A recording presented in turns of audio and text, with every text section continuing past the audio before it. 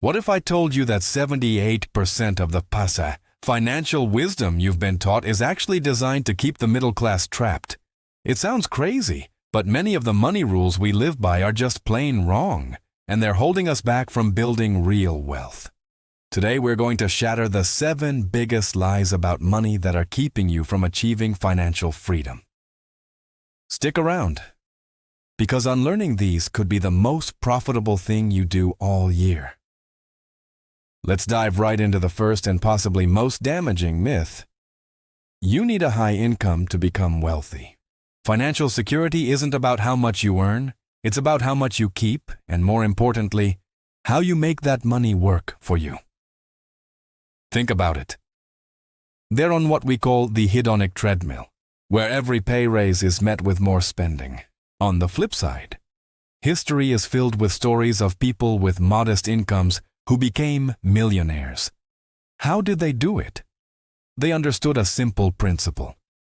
It's not the size of your paycheck, but the size of your savings and investment rate.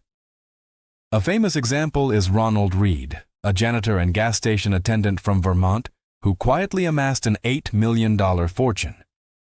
He lived frugally and consistently invested his modest earnings in blue-chip stocks.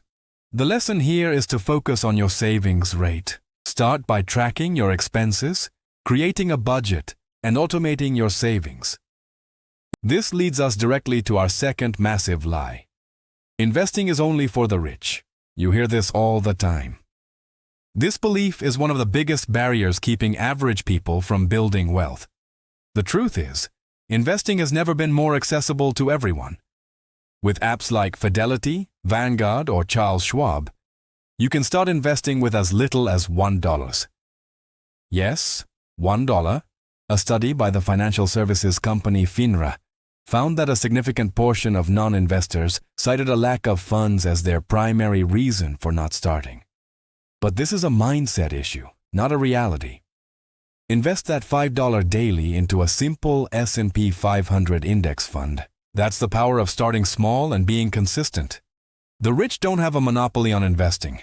They just started earlier and understood the power of compound interest. All right, let's tackle the third myth, one that sounds incredibly responsible but can actually sabotage your financial future. You must be completely debt-free before you start investing. We're taught that all debt is bad and should be eliminated with fierce urgency before a single dollar goes into the stock market. While getting rid of high-interest debt like credit card balances is absolutely a top priority, this black and white thinking can cost you dearly. Here's why. It's all about the math. It makes total sense to pay that off as aggressively as possible, because it's nearly impossible to find an investment that consistently guarantees a 20% return. You're getting a guaranteed return by paying it down. While you're paying 3-5% interest on this debt, the historical average return of the stock market is around 10% per year. If you wait to pay off a 30-year mortgage before you start investing, you're missing out on decades of potential compound growth. You're giving up a potential 10% return to pay off a 4% loan faster. That's a losing trade. She also has an extra $500 a month to work with. Over 10 years, that investment could grow significantly more than the interest she would have saved by paying the loan off early. The key is to run the numbers. Now for myth number 4, which is the flip side of the last one. Saving money in a bank account is the safest way to build wealth. Many people are afraid of the stock market's volatility. While it's true you won't lose your principal in an FDIC-insured account, you are guaranteed to lose purchasing power over time. This silent wealth killer is called inflation. For the last few decades, the average inflation rate has been around 2 to 3%. But recently, we've seen much higher numbers. If your savings account is paying you 1% interest, but inflation is at 3%, you are effectively losing 2% of your money's value every single year. Your $100 will only buy you $98 worth of stuff next year. An article from the Wall Street Journal highlighted this exact issue, explaining that holding too much cash is one of the biggest mistakes investors make. Over the long term, cash is a depreciating asset. If you had invested that same $10,000 into an S&P 500 index fund, it would have grown to over $60,000, even after accounting for the dot-com bubble and the 2008 financial crisis. The risk isn't just losing money in the market. The bigger, more certain risk is losing your purchasing power to inflation by playing it too safe. Fund, not your retirement fund. While owning a home can be a great thing, it is not automatically a great investment. Sometimes it can be a financial disaster. You're also paying property taxes, homeowners insurance, HOA fees, maintenance, and repairs. Furthermore, the appreciation of a primary residence is often much lower than people think. Consider two people. Alex buys a house, and Ben rents a similar one. Ben pays his rent and invests the difference. The money he would have spent on a down payment. In many scenarios, especially over 5 to 10 years, Ben comes out financially ahead. Renting can be a financially savvy move that gives you flexibility and frees up more capital to invest for higher returns. Let's move on to myth number 6. You only need a financial plan when you're older or have a lot of money. So many young people think, I'll figure out my finances later. This is like saying, I'll start looking at a map once I'm already lost. A financial plan isn't some complicated 100-page document reserved for the ultra-wealthy. A financial plan is simply a roadmap. Your most valuable asset when you're young isn't money. It's time. Someone who starts investing $5 a day at age 20 ends up with vastly more money than someone who starts investing $20 a day at age 40. As reported by Forbes, individuals with a written financial plan report higher levels of financial well-being and are twice as likely to save enough for retirement. Your plan can be simple. Start by defining your goals. Do you want to retire early, buy a house, travel the world? Then, work backward. How much do you need to save and invest each month to reach those goals? What kind of accounts should you use, like a 401k or a Roth IRA?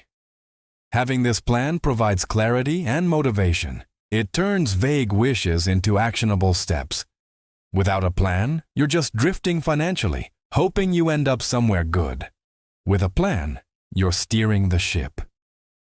Finally, we arrive at our 7th and final costly myth.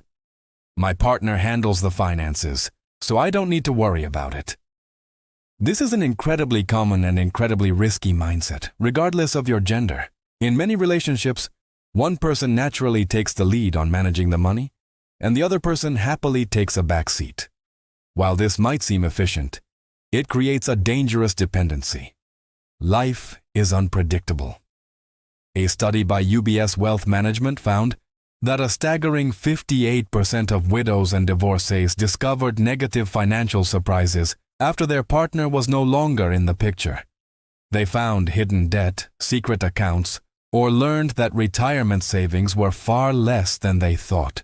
Being left in the dark is not just a financial risk. It's an emotional one, leaving you vulnerable during an already difficult time. Both partners in a relationship need to be actively involved and financially literate. This doesn't mean you both have to log in and pay the electric bill every month. It means you should be having regular, open conversations about your finances. Both of you should know, what are our financial goals? How much debt do we have? Where are our investments and what are the passwords? How much are we saving for retirement? This isn't about mistrust. It's about teamwork and mutual protection. Financial planning should be a team sport. By both being informed and engaged, you not only strengthen your financial position, but also your relationship. So there you have it. 7 of the most pervasive and damaging money lies that are holding people back. Believing you need a high income, that investing is only for the rich, or that you must be debt-free to start are all myths that keep you on the sidelines. Thinking that cash is safe, that a house is always a great investment, that you don't need a plan, or that you can leave it all to your partner. These are all recipes for financial disappointment. The path to building wealth isn't about secret formulas or getting lucky. It's about unlearning the bad advice and consistently applying a few simple, powerful truths. Live below your means, invest early and often, understand the difference between good and bad debt, and always be an active participant in your own financial life. Thank you so much for watching. If you found this helpful, please hit that like button and subscribe for more content that cuts through the noise to give you real, actionable financial advice. Let me know in